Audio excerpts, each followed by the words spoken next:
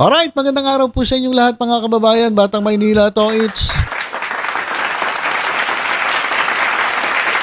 Saludo po si Senator Ping Lacson at pinapurihan itong si Leandro Lebiste. Sino ba to si Leandro Lebiste? Siya po ang representante ng 1st District ng Batangas. At pinuri ito ni Senator Ping Lacson dahil po sa kanyang pagtanggi sa isang suhol galing po sa DPWH engineer. At grabe, nakakalula po yung suhol. Ang suhol po ay 360 million pesos. Grabe, 360 million pesos. Ibig sabihin, ganon kayaman, ganon kalakas kumita etong DPWH engineer. At etong DPWH engineer, mga kababayan, ay isang district engineer. Kung ganon kalaki kumita ang isang district engineer, 360 million, pansuhol lang. E di mas lalo na yung mga assistant secretary, mas lalo na yung mga undersecretary, mas lalo na yung mga regional director, mas lalo na yung secretary. Kung yung district engineer kayang-kaya magsuhol ng 360 million, mas lalo na yung matataas na pwesto diyan sa DPWH. At mas lalo na siguro yung ilang mga tarantadong mga congressman natin, yung mga magnanakaw na congressman. At mas lalo na yung mga senatong. Kasi sabi ni Senator Lacson, kumikita rin itong mga senatong Di ba? So, ano ba nangyari? Ito mga kababayan ito po yung pangyayari. Grabe, garapala na mga kababayan. Ito po district engineer na nagsuhol ay hinuli po. At ito po ay kinulong netong nagdaang Sabado at Linggo.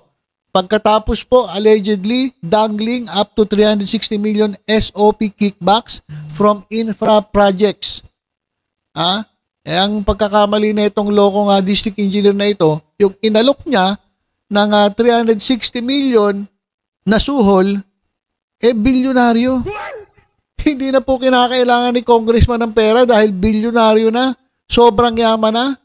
Inalok nung lokong district engineer, kala niya kakagat. Hindi kumagat. O di kulong. Ito mga kababayan. Ito raw notorious corrupt. At talagang raw pala to? Sanay na. Itong corrupt na DPWH district engineer. Ito nga po ay naaresto at nakulong. Ito pong weekend for allegedly trying to bribe a young congressman. Underline natin yung young. Ito po yung gustong ipanukala ni Senator Tito Soto na baka pwede namang babaan ang mga age requirements para po sa mas matataas na posisyon sa ating gobyerno. Katulad lang po ng senator, president, baka pwede namang babaan. Kasi ito pong mga kabataan, katulad po nito, ni Lebiste, batang-bata. Ito po kasi ay hindi basta-basta kumakagat sa mga suhol-suhol. Hindi katulad pag matatanda na mga traditional politician. Talagang wala na mga kababayan, pera-pera na Kaya yung panukala ni Tito Sen, suportado ko yan at marami sigurong sumusuporta rin na ating mga kababayan na yung edad para sa presidente, ibaba na. Gawin 35, pati sa senator, ibaba na rin. Para magkaroon ng pagkakataon, itong ating mga batang, mga congressmen o kabataang mga politiko na pumesto sa mas matataas na posisyon. Kasi pag yung matatanda na nating mga politician ngayon, corrupt na Wala na talagang pagbabago. Meron nga isang anak pa ng pastor Anak ng tokwa lakas din kumita Sabi niya, hindi niya raw kilala yung engineer na binanggit ni Ping Lacson. Walang may lumabas sa video Tuwan-tuwa siya nung ipinakilala niya Sabi pa nga niya, pogi daw itong district engineer District engineer nila sa Bulacan ang pogi nating district engineer, pinakilala niya. Tapos sabihin niya, wala siyang kilalang mga corrupt na mga DPWH engineers. Napakasinungaling nung isang senatong na yan.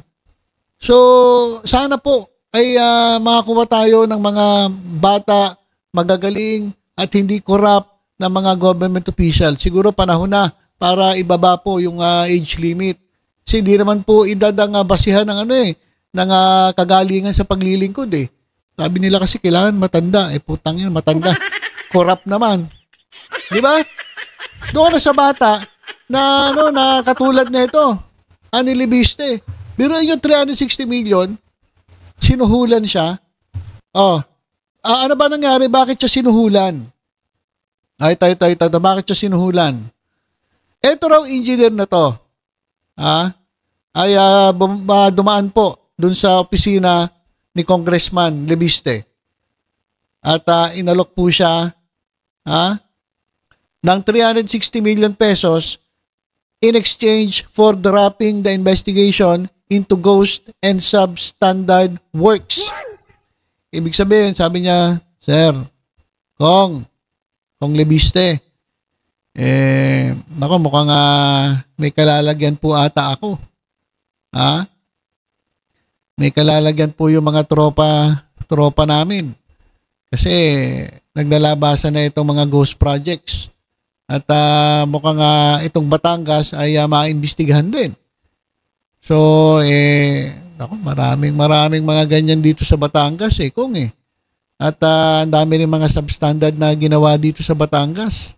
Ginawa namin, ng tropa namin, ng grupo namin, ng mga magdanakaw. Baka pwede na mga harangin ninyo yung pag-iimbestiga. Baka pwede naman para hindi naman kami mayari. Ito naman Kung ang bibigay namin sa inyo 360 million. Para lang harangin ninyo yung investigasyon. Si congressman bilyonaryo. Maraming pera, hindi niya na kinakailangan yung pera na yan. At bilang isang batang mambabatas, siguro gusto niya talagang maglingkod ng maayos. Ang ginawa niya, pinahuli. Dapat ganyan Kapag kayo sinuhulan, yung mga opisyalis ng ating gobyerno, kapag kayo sinuhulan, ipakulong nyo agad. Bawal po kasi yan. Ebidensya na po yan, mga kababayan. Ano nangyari?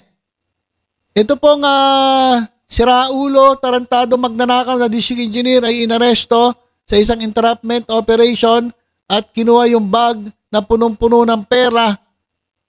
Yun nga po yung pangsuhol.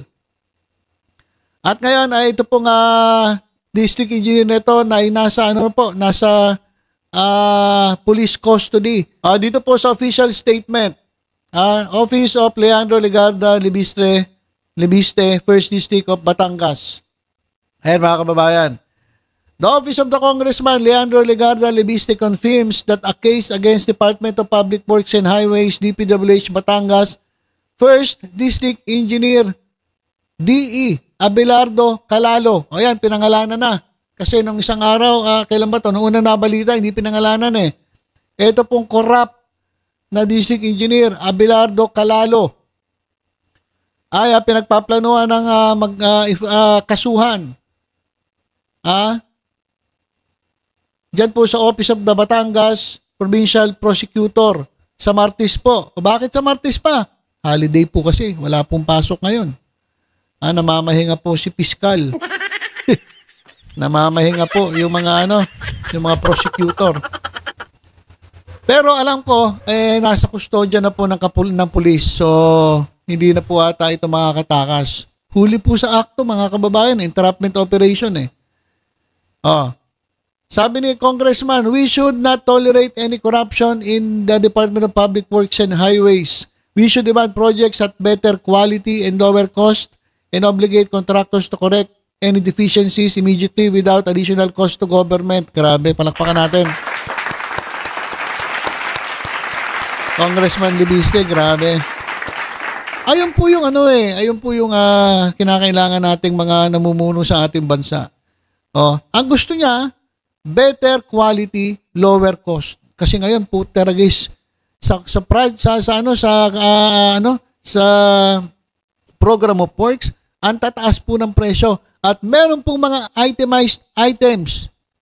Tama, itemized items. Itemized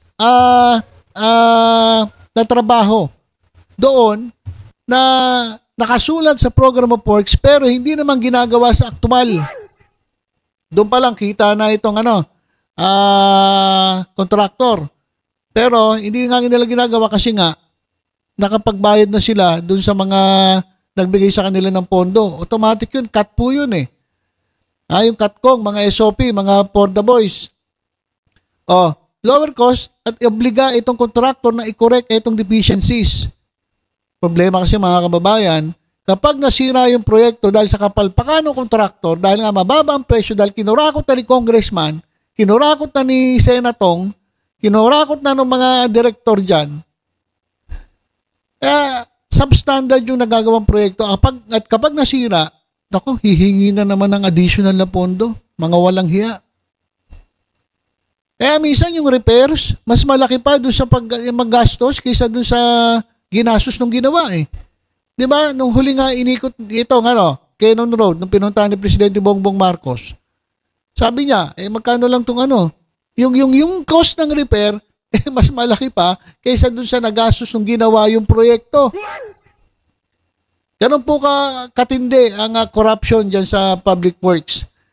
Kaya naman sabi niya, we will push for broader reforms to address systemic problems dyan sa DPWH. Okay, sa Tagalog po kinukumpirma ng tanggapan ni Congressman Leandro Legarda Libistin na mayroong isasampang kaso lamang kay Department of Public Works and Highways, Batangas First District Engineer Abelardo Calalo sa tanggapan ng Batangas Provincial Prosecutor sa Martes po, bukas po. Hindi natin pahintulutan ng korupsyon sa DPWH. Dapat nating igiit ang mga proyekto may mas matataas sa kalidad at mas mababang halaga at obligahin ang mga kontraktor na agad ayusin ang anumang pagkukulang ng mga proyekto ng walang karagdagang gastos mula sa gobyerno. Higit po sa kasong ito, susulong natin ang mas malawakang reforma upang tugunan ang mga suliraning nakaugat sa sistema ng DPWH. Ayan po yung statement ng ni Congressman. So palakpakan natin, grabe. Congressman Libiste, naririnig ko to Kasama ito dun sa mga talagang napupusuan ng taong bayan.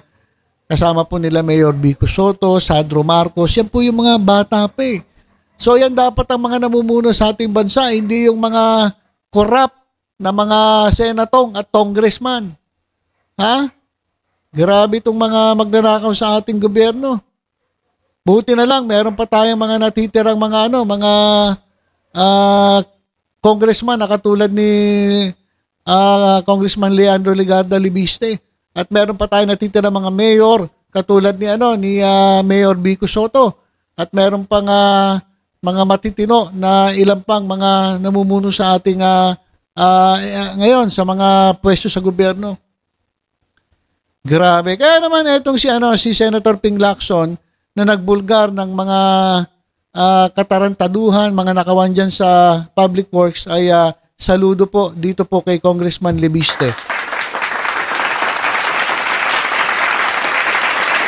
Grabe, 360 million pansuhol. Di mas lalo na yung mas lalo na mas malaki ang kayang-kaya o kinikita ng mga mas matataas pa sa district engineer.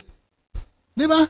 Kung ang district engineer kaya mansuhulan 360 million, di mas lalo na yung Yun ba yung mas mataas sa kanya? Director, regional director, undersecretary, assistant secretary, secretary, congressman, senatong. Ayun, mas malaki.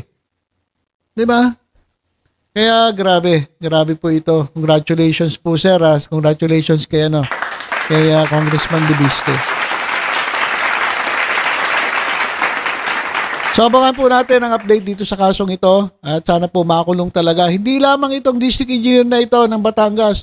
Dapat lahat po ng district engineer at lahat po ng mga undersecretary, secretary, lahat po kahit congressman o senatong na nag-involve dyan po sa mga nakawan dyan sa Department of Public Works and Highways. Sana po makulong kayo dahil po sa pagnanakaw ninyo sa kaban ng bayan. Alright, so yun lang po muna mga kababayan. Tutok-tutok lang po dito sa Batang Maynila Toit. Sa iba pang balita, ingat po tayong lahat. God bless po.